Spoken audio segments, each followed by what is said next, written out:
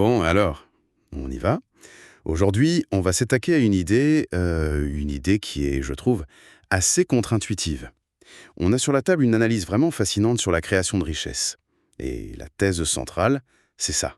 Le plus dur, ce n'est pas de devenir millionnaire. Non, le plus dur, c'est d'accumuler ses tout premiers 100 000 dollars. Mhm. Et les documents qu'on a, ils suggèrent que c'est bien plus qu'un chiffre. C'est décrit comme une véritable épreuve mentale, émotionnelle. C'est ça. Donc notre mission aujourd'hui, décortiquer pourquoi cette première marche est si haute et ce qui change si radicalement une fois qu'on l'a franchie. C'est une excellente façon de poser le problème.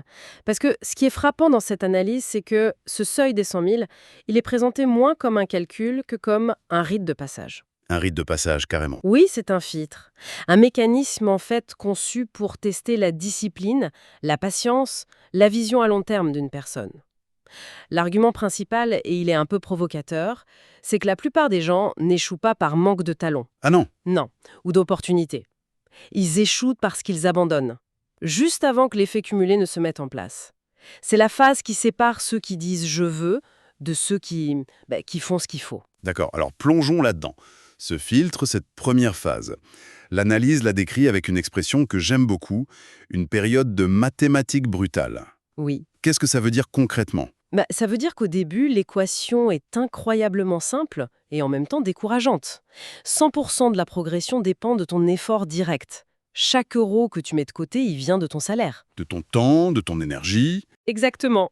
De tes sacrifices. Il n'y a pas encore de petite armée de dollars employés qui travaillent pour toi la nuit. Non, ça c'est de la théorie à ce stade. C'est de la pure théorie. Les intérêts composés, les revenus passifs, tout ça c'est loin. C'est juste toi, ton budget et ta volonté. Et j'imagine que c'est là que le découragement s'installe vite. Il y a un exemple dans les notes qui m'a vraiment marqué. On fait tout bien, tu vois. On budgétise au centime près, on dit non à des sorties. Mhm. On arrive à mettre, disons, 300, 400 euros de côté. On est fier de soi, et là, paf, La tuile. la dépense imprévue. Un pneu qui éclate, une visite chez le dentiste, et en un instant, tout ce progrès est anéanti. On revient à la case départ. C'est une sensation terrible, non ? C'est une sensation de futilité. Oui, d'inutilité. Et les chiffres, ils ne mentent pas. C'est ça, la fameuse mathématique brutale. L'analyse prend un exemple très clair.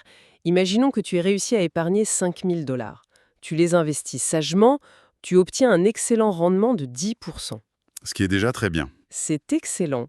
Mais sur l'année, ça représente quoi ? 500 dollars. d'accord ? Ramené au mois, c'est à peine plus de 40 dollars.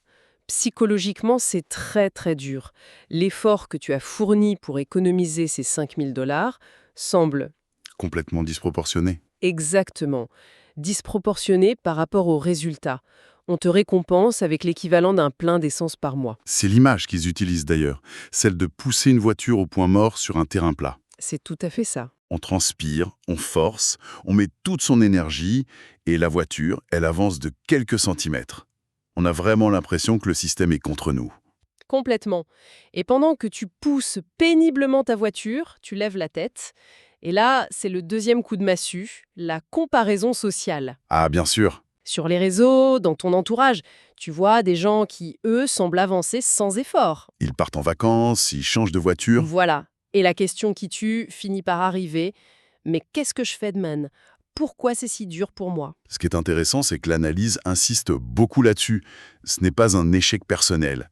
C'est juste la réalité mathématique du départ à zéro. C'est un point crucial. On compare notre premier kilomètre le plus difficile avec le 10e kilomètre de quelqu'un d'autre. C'est exactement ça. Les auteurs affirment que la majorité des abandons se produisent dans cette phase, cette vallée de la déception. Les gens jettent l'éponge. Pas parce que le plan est mauvais, mais parce qu'on ne leur a pas dit que c'était censé être aussi frustrant. Ils l'interprètent comme un signe. Oui, un signe qu'ils ne sont pas faits pour ça. Alors qu'en réalité, ils vivent simplement la phase d'initiation que tout le monde traverse. Ils quittent le jeu juste avant que la courbe ne commence enfin à monter. D'accord, donc on a ce tableau assez sombre du début, ce labeur quasi invisible qui donne l'impression de mener nulle part. Mais j'imagine que ce n'est pas une condamnation à perpétuité. Alors, à quel moment la vapeur s'inverse ? Les sources parlent de ce fameux point de bascule. On le reconnaît comment ? C'est un moment qui est décrit comme assez subtil au début. Presque. Magique. Ça n'arrive pas d'un coup, mais on sent un changement autour de 30 000, puis 50 000 dollars. Mais le vrai clic, il se produit souvent autour des 100 000. Et il se manifeste comment? C'est simple. Un jour, tu consultes ton compte, ton portefeuille d'investissement, et tu vois que le solde a augmenté, d'une somme non négligeable. Mais, Mhm. Sans qu'on ait rien fait de particulier. exactement, pas d'heures sup, pas d'épargne forcée ce mois-là, non. Le capital a généré 400, 700, peut-être 1000 dollars, tout seul. Ah, c'est donc ça, la fameuse magie des intérêts composés dont tout le monde parle mais qui semble si abstraite au début. Précisément. On passe d'un revenu 100% actif à un revenu qui a une part de passif. Voilà, c'est le concept de masse critique, la boule de neige que tu poussais péniblement a enfin atteint une taille suffisante pour. Pour rouler toute seule? Et pour ramasser plus de neige sur son passage, le système financier, qui semblait être un adversaire, devient un allié. Les chiffres changent tout. Oui, 10% sur 100 000, ce n'est plus 40 dollars par mois. Ah, non, c'est 10 000 dollars par an.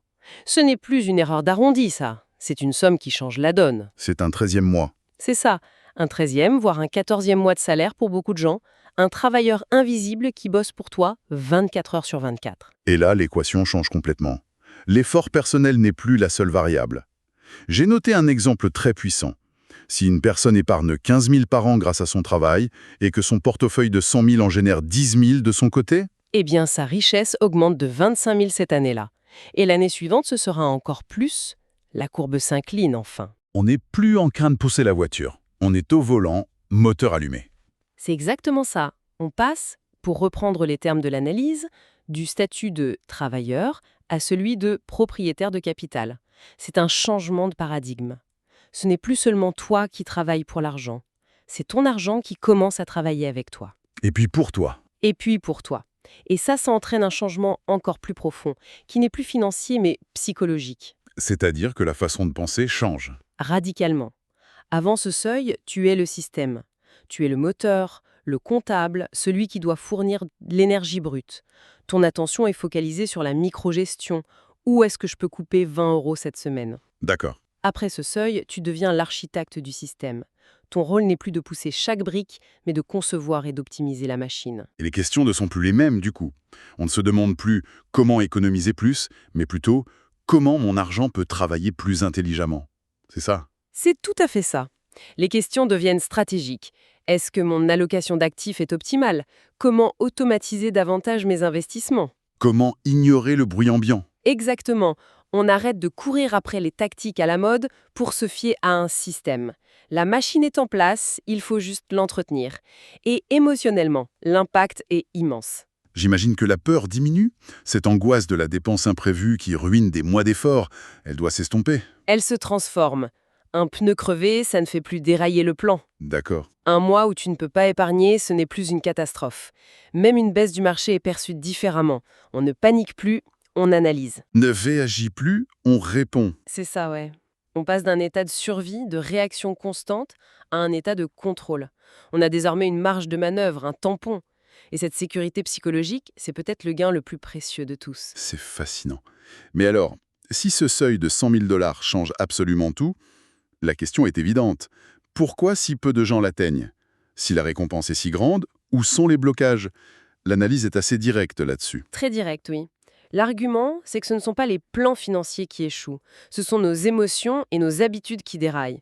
Les documents identifient trois tueurs d'élan, 3 pièges dans lesquels presque tout le monde tombe. Le premier, j'imagine que c'est le grand classique, l'inflation du style de vie. Exactement.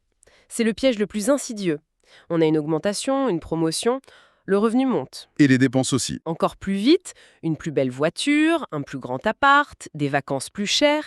C'est une forme de sabotage financier déguisé en récompense méritée. Chaque euro dépensé est un employé dollar qu'on licencie, en quelque sorte. C'est une bonne image. Un dollar qui ne travaillera jamais pour ton futur. C'est un point qui doit parler à beaucoup de monde. Le deuxième piège, c'est le manque de cohérence. Oui, et celui-là est peut-être le plus frustrant. L'analyse compare ça au fait de vouloir se mettre en forme en allant à la salle de sport une fois par mois. Ça ne marche pas. Ben non, c'est pareil pour les finances. Épargner beaucoup un mois, puis plus rien pendant 3 mois. Cet effort en dents de scie ne permet jamais à l'élan de se créer. L'incohérence brise la chaîne.